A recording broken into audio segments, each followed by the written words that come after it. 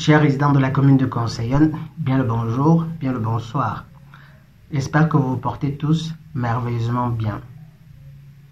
Dans la vidéo d'aujourd'hui, où j'apparais pour les protecteurs de la commune de Conseillonne, je voudrais parler de trois fléaux qui minent, qui détruisent les sociétés africaines et quelque part même probablement l'ensemble des populations noires dans le monde. Mais je crois que je vais me limiter au cas de l'Afrique en soi, notamment l'Afrique subsaharienne et plus précisément encore l'Afrique centrale. Bien entendu, vous comprenez bien que lorsque je zoome comme ça l'Afrique centrale, c'est non seulement parce que en ce moment je m'y trouve, mais aussi parce qu'en fait, je crois qu'un quelconque observateur, même externe, peut très bien s'en rendre compte. En ceci que dans beaucoup d'autres pays qui n'appartiennent pas à cette zone de l'Afrique, les choses sont un peu différentes. Tandis qu'ici, catastrophe quoi. C'est à se demander au final s'il n'y a pas vraiment une malédiction qui pèse sur les Africains, disons sur les Camerounais. Je vais prendre le cas spécifique des Camerounais.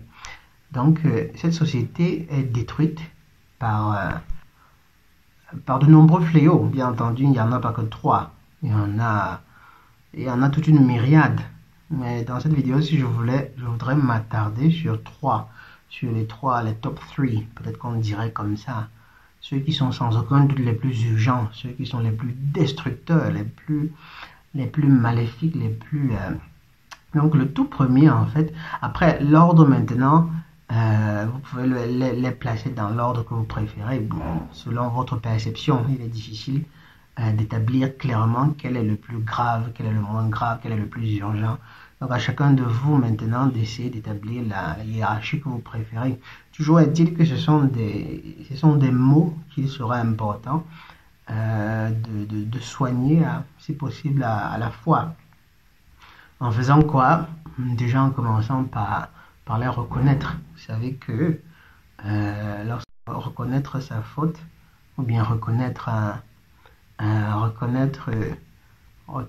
une difficulté qu'on a, ou bien un problème qu'on a, c'est déjà le résoudre à 50%. Bref, le premier mal qui mine la société camerounaise, le fanatisme sportif. Exactement, le fanatisme sportif. Et la chose ici, c'est un phénomène si profond, si ancré.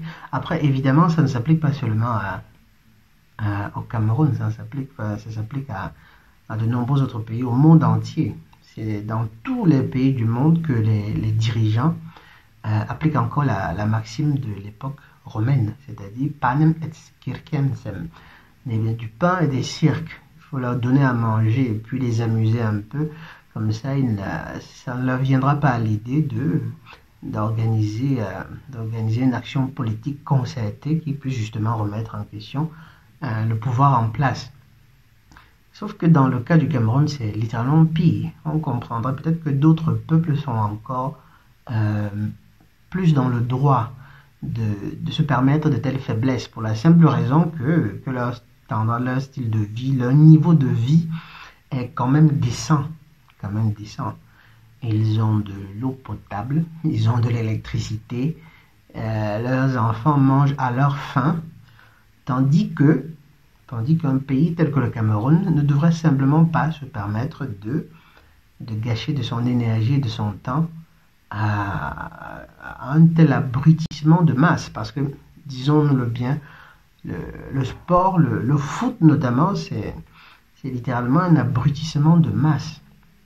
Et je vous assure que c'est d'autant plus douloureux qu'en fait, les seules victimes, ce ne sont pas seulement les personnes peut-être ignorantes, ou bien peu ou pas du tout éduquées, mais c'est littéralement toutes les couches de la société. Depuis les conducteurs de taxi, jusqu'aux commerçants, jusqu'au Bayam Salam, jusqu'aux professeurs d'université. Et en ce moment même, il y a une grande polémique qui défraie la chronique, qui est celle liée au directeur, au président de la FECAFOOT, ils disent, et puis le ministre des Sports et blablabla, qui sont en train de se tirailler comme ça. Et pour le plus grand amusement, bien entendu, des masses qui ne perdent pas la moindre occasion pour se mettre au courant de l'actualité sportive, de l'actualité des polémiques qui sont en train de se... Comme si ça leur apportait quelque chose. Comme si ça leur apportait quelque chose. Et littéralement des inanités qui ne leur apportent rien, mais alors rien, mais bien au contraire. Ça sape de leur énergie, ça sape de leur temps. Et quelle énergie et temps ils pourraient nettement dédier à l'amélioration de leurs conditions de vie. Et bien entendu, passer le temps à se demander ce qu'il en est de son équipe préférée, ce qu'il en est de ce qu'a décidé de faire le directeur de la FECAFOOT. C'est pas comme si ça mettait du pain à la table à la table de leurs enfants. Mais non. Vous verrez des comités, des forats se constituer en live et même sur Internet pour la défense d'un tel, pour la défense d'un autre tel. Pourtant, tous ces acteurs de la scène sportive, qu'ils soient du côté politique ou bien du côté purement sportif même, c'est-à-dire de ceux que ce soit les gladiateurs ou les sénateurs, ils sont tous dédiés à une cause qui n'a rien à voir avec les intérêts des masses. Ils sont là pour leur enrichissement personnel. Absolument. Ils sont là pour se faire du fric exclusivement. Mais les masses sont là à applaudir, à rire, à danser, à chanter. Donc le fanatisme sportif, c'est le premier mal contre lequel tout Camerounais, peut-être que tout Africain noir même, contre lequel devrait s'insurger. Le premier mal contre lequel tout Camerounais devrait lutter, s'opposer. Mais bien entendu, quand je dis s'opposer, ça ne signifie absolument pas, peut-être après, peut-être que ce n'est pas interdit, mais c'est quand même mieux d'éviter. Ça ne signifie pas brandir des pancartes ou bien aller la protester devant les bureaux de la FECAFOOT ou que sais-je encore. Et ça signifie intervenir là où l'individu a une forte marge de manœuvre, c'est-à-dire dans nos propres vies. On peut décider par exemple de ne pas donner de notre énergie à toutes ces polémiques-là. On peut décider de ne pas regarder ces matchs de football. On peut décider de ne pas mordre à la panne, s'adonnant justement à tout cet enthousiasme qui n'apporte littéralement rien, ni à vous-même, ni à vos enfants, et encore moins à vos enfants, ce qui est même encore plus tragique. Après le fanatisme sportif, qu'est-ce qu'on a? On a le fanatisme religieux. Les noirs avec la religion. En ce moment où j'enregistre cette vidéo, il y a juste à côté une église, il y a des fidèles qui sont en train de s'égosiller, de se détruire, de brûler comme ça 2 heures, 3 heures, 4 heures de leur temps à chanter les louanges de l'Éternel. Ce qui ne serait pas chose interdite, bien entendu, sauf que vous ne pouvez pas avoir vos enfants qui meurent de faim et être occupés à prier plutôt que d'être occupés à travailler la terre afin de pourvoir aux besoins alimentaires, aux besoins de vos enfants. Et c'est précisément ce que font les Africains. Ah oui, le fanatisme religieux. Chaque dimanche, lorsque vous faites un tour, vous les voyez, tout le monde en dimanche, tout le monde sur son 31 pour aller à l'église comme ça, passer 2 heures, 3 heures, 4 heures à chanter, à danser, à crier, comme si ça leur apportait quoi que ce soit. Le comble dans tout ça, c'est quoi? C'est que très souvent, ce sont des groupes qui, en fait, sont dans une certaine mesure illicites aux yeux de l'Éternel, puisque les Saintes Écritures, même que ces fidèles prétendent suivre, n'entérinent absolument pas ces religions-là, ces groupes organisés. Et c'est terrible.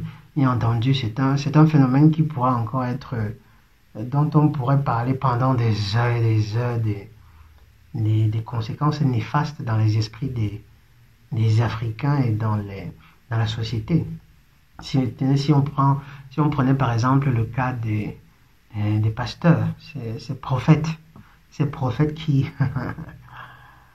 Jesus, ces prophètes qui s'enrichissent de la façon la plus éhontée et puis de la façon la plus extrême au détriment de de leurs fidèles, de leurs ouailles.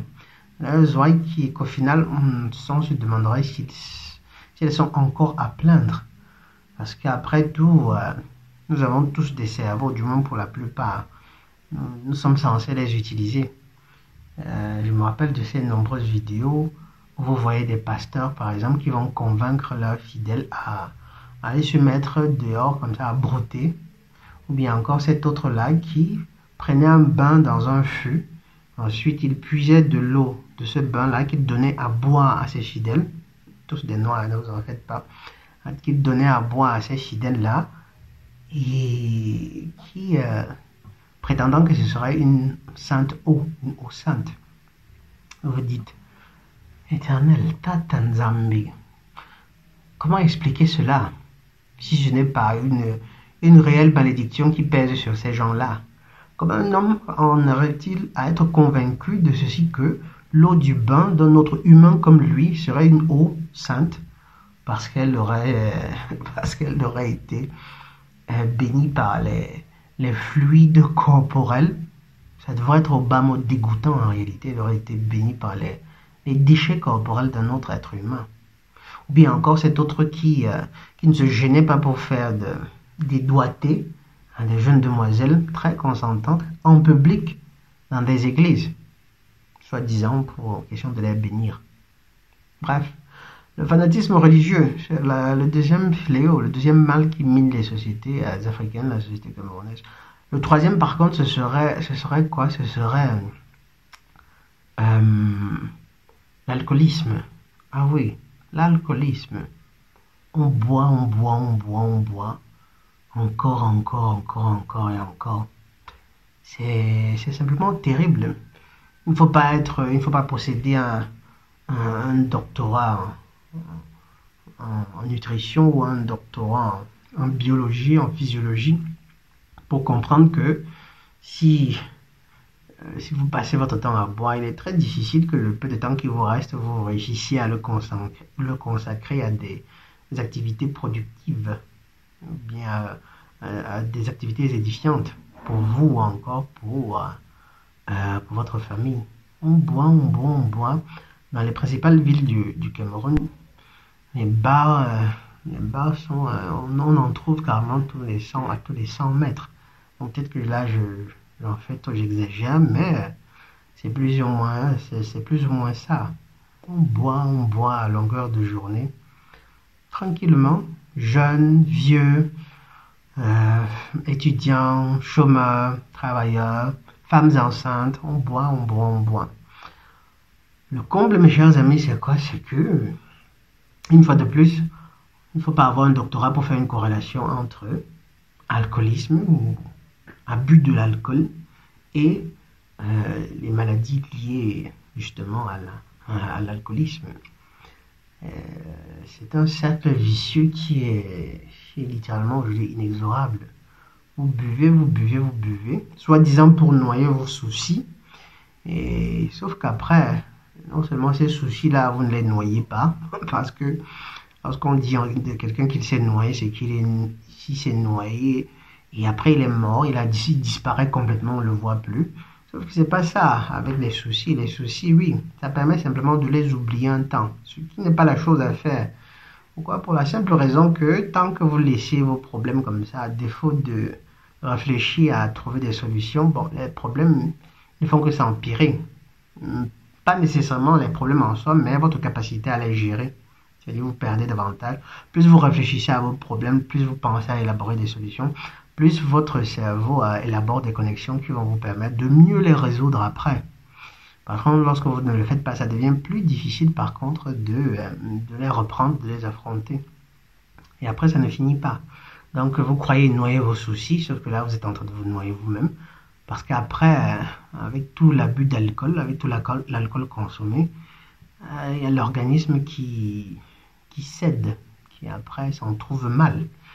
Donc peut-être que vous essayez de noyer des problèmes financiers, et sauf que après à l'hôpital, vous vous trouvez dans une situation nettement pire, parce que, euh, parce que les problèmes, vous en aurez davantage encore.